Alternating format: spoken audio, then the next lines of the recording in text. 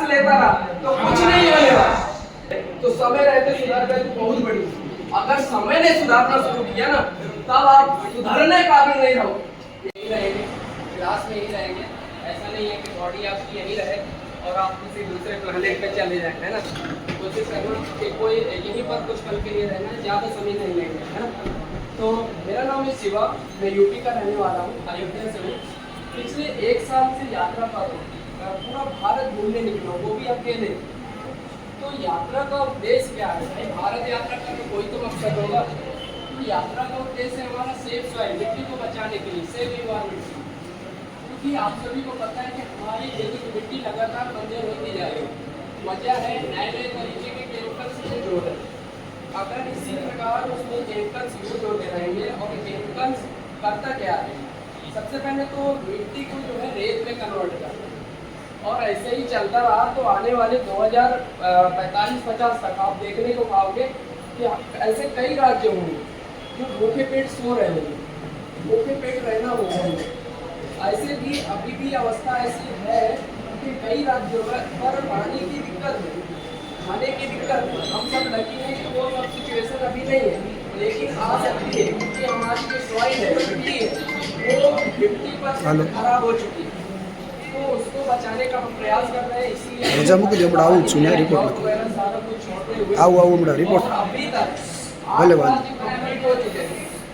देखो, अगर शोर मचाओगे हम मेरे नजरों में आए तो मैं यहीं पर खड़ा कर देने वाला हूँ। तो प्लीज मैं आपसे रिक्वेस्ट कर रहा हूँ, 10 मिनट लूंगा, ज्यादा नहीं।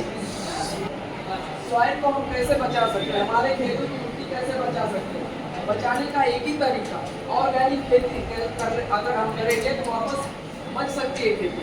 क्योंकि अभी के लोगों की कई किसानों की ऐसी बन चुकी है, उनको लगता है कि खाद, यूरिया, DAP अगर हम डालेंगे तो ही फसल हो पाएगी, ऐसे नहीं हो पाएगी।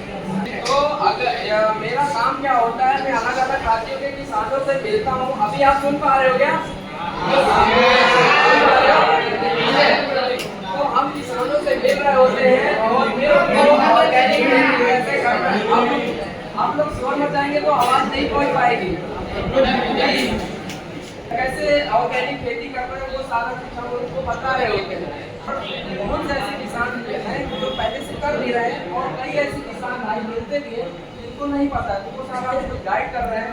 आपके जानकारी के लिए बता दूं, अभी तक ये आपका भाई शिवा इस उम्र में 8 राज्यों में श्रीमद् भगवद गीता का प्रचार हो चुका है। कोशिश है कि पूरे भारत में प्रचार करें। हमारे पीछे अब्दुल कलाम जी देखा करते थे ये देश की सबसे बड़ी अगर ताकत है तो वो क्या है, सब युवा लोग हैं। और युवा जब अंदर से जगेगा तभी कुछ होने वाला है। अगर ऐसे ही नशे की तरफ भगता रहा या फिर लड़कीबाजी करता रहा, ऐसे फालतू के ड्रग्स लेता रहा तो कुछ नहीं होने वाला। तो आपको करना क्या है, ज्यादा से ज्यादा किताबों से दोस्ती करना, ज्यादा से ज्यादा अच्छे व्यक्ति की संगत करना, ज्यादा से ज्यादा टीचर के संपर्क में रहना है, जो पढ़ाया जाए उसे अच्छे से पढ़ना है। अगर आज आप इसी प्रकार शोर बचाते रहे, बातें करते रहे, तो आने वाले समय में आपको समय सिखा रहा हो, मैं नहीं समय। तो समय रहते सुधार गए तो बहुत बड़ी। अगर समय ने सुधारना शुरू किया ना तब आप सुधरने काबिल नहीं रहो। इसलिए कह रहा हूँ, यहाँ से यहाँ तक हम पहुंचे, एक समय था वहां पर हम भी बैठे थे। तो प्लीज बात मत करिए। आपको एक टीचर पता है कितना तैयारी कर रहा होता है, वो मुझे पता है क्योंकि वो जर्नी हमने जी है। समझ रहे हो? एक टीचर घर में प्लानिंग करता है, टाइम देता है, अपने आप को तैयार करता है, तब जाके आपको एक चैप्टर पढ़ा पा रहा होता है। और आप लोग क्या कर रहे होते हैं? मस्ती। अरे मस्ती करना जरूरी भाई, हम कहाँ रोक रहे हैं? अरे 1 घंटे का, आधे घंटे का जो पीरियड है उसमें तो हम अपना सही से अपना बेस्ट दें, टाइम को इन्वेस्ट करें। अरे खेलने का जब टाइम मिले तो खेलो, कौन रोक रहा है? आपके सबसे कम उम्र में IPS बने जिनका नाम है सफीर हसन, जो कि आपके गुजरात के हैं। और जब उनसे हम मिले तो बहुत अच्छा लगा और देखा उनका व्यक्तित्व, आज वो IPS है। तो देखने को हमें ये मिला कि इतना शानदार व्यक्तित्व था, इतना जमीन से जुड़े हुए हमें देखने को मिले।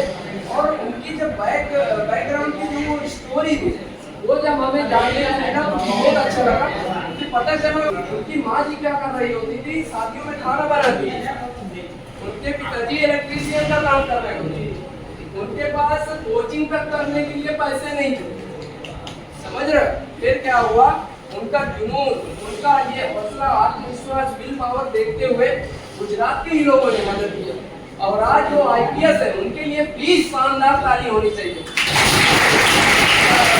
जहाँ तक आप सोच सकते हो वो पूरा भी हो सकता है, अगर थोड़ा सा शांत रहते तो और अच्छा इसका ये माहौल बन सकता था।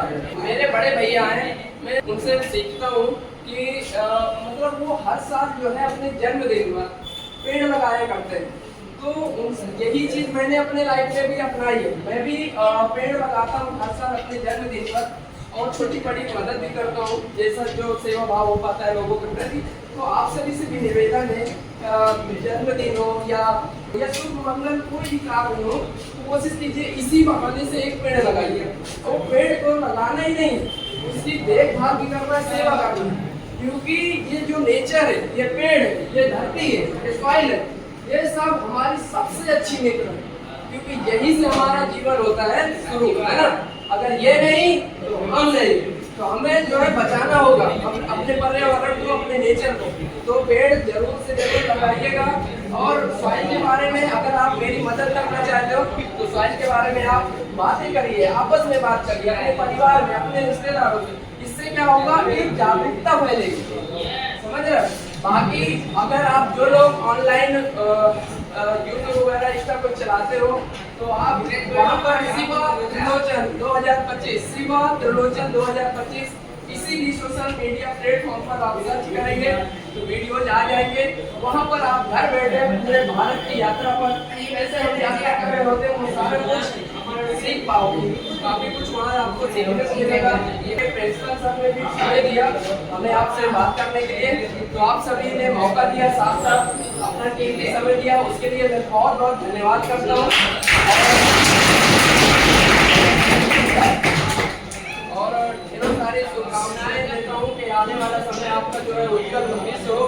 क्योंकि तो अभी तक जिन जिन लोगों ने मेरी बात सुनी हो, ट्रैवलिंग से रिलेटेड या कोई ऐसी लाइफ में कोई प्रॉब्लम अभी फेस कर रहे हो, या फिर जो भी क्वेश्चन किसी के माइंड में आ रहा हो, पूछ सकता है। अगर मेरे में सामर्थ्य होगा, मुझे पता होगा तो बताऊंगा, तो कोई भी क्वेश्चन हो तो पूछ सकते हो। है किसी की क्वेश्चन?